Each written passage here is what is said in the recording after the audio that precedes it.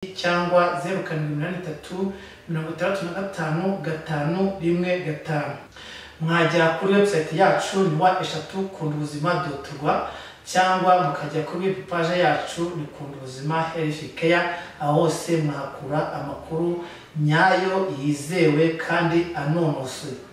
Aka kanya rero tugiye kongera kubaganirira ku muti mwiza witwa Revive Capsule. Revive Capsule ni umuti mwimerere, umuti ukozwe mu bimera, ukozwe mu cyatsi nka epimedium, ukozwe mu cyatsi nk'umwiha. Ni umuti wihagije kandi ni umuti mwiza cyane ku gitsina gabo, aho kiva kikagera igitsina gabo gikeneye uyu muti wa Revive Capsule. Revive Capsule ni umuti mwimerere nk'uko nabivuze, ukomoka ku bimera, ukorerwa mu Bushinwa kandi ukaba uhabuzanije n'ikigo FDA Food and Drugs Administration ndetse n'ikigo GMP Good Manufacturing Practice n'ikigo harara cy'Abayisilamu gishinzwe kugenzura imiti n'ibiribwa ko byujuje ubuziranenge bitari harmful. Revive Capsule rero ni umuti mwiza w'abagabo bagira ikibazo mu gutera akabariro bafite ubushake buke.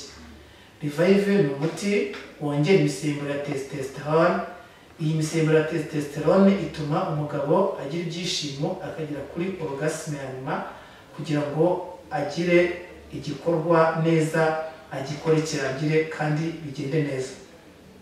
Revive yongera intangangabo ndetse n'amasohoro, kuko akenshi na kenshi hagera prosexuel icikizwa bitewe nuko ibisemburo yabaye mike n'amasohoro yabaye make. Ibyo bigatuma umugabo agira ejaculation prématurée. Kindi Revive ikora, ituma prostate itagwara cancer. Muri make igihe prostate yabaye allergie, nabwo imigendekere myiza ya prosexuel iba nabi, bityo bigatuma umugabo arangiza vuba, ibyo bita kurangiza imburagihe. Iyo wakoresheje Revive ituma prostate ikora uturemangingo ndetse igakora amatembabuzi yitwa liquide prostatique, by'umwihariko ikaba ishobora gukura imyanda muri prostate itera cancer. Iyi Revive yongera umuvuduko w'intangangabo ndetse n'amasohoro, bikagendera ku muvuduko mwiza uhagije, kuko Revive ifasha impyiko gukora neza ndetse ikanarinda ubugumba ku bagabo. By'umwihariko Revive nabwiye ko ikuraho ejaculation prématurée, ibyo bita kurangiza vuba ibikuraho. Revive ni nziza cyane, ikoreshwa n'abagabo guhera ku myaka 12 kugeza ku myaka 95.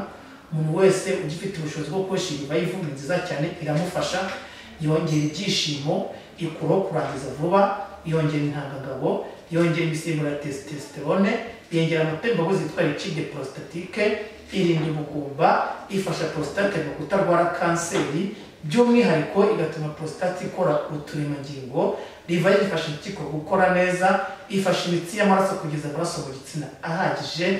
Revive ifasha agace kitwa rimeri kugeza amaraso mu gitsina, bigatuma igitsina kigira umurego uhagije. Revive by'umwihariko ikuraho ingaruka mbi za masturbation.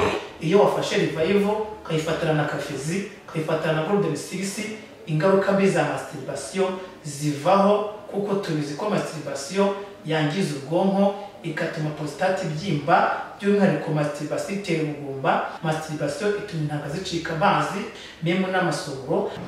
Masturbation nk'uko nakomeje kuyibasobanura ni indwara yo kwikinisha, nta handi wasanga rero iyi Revive wayisanga mu ivuriro Kundubuzima Health Care 56 86 68 cyangwa 0783 35 515.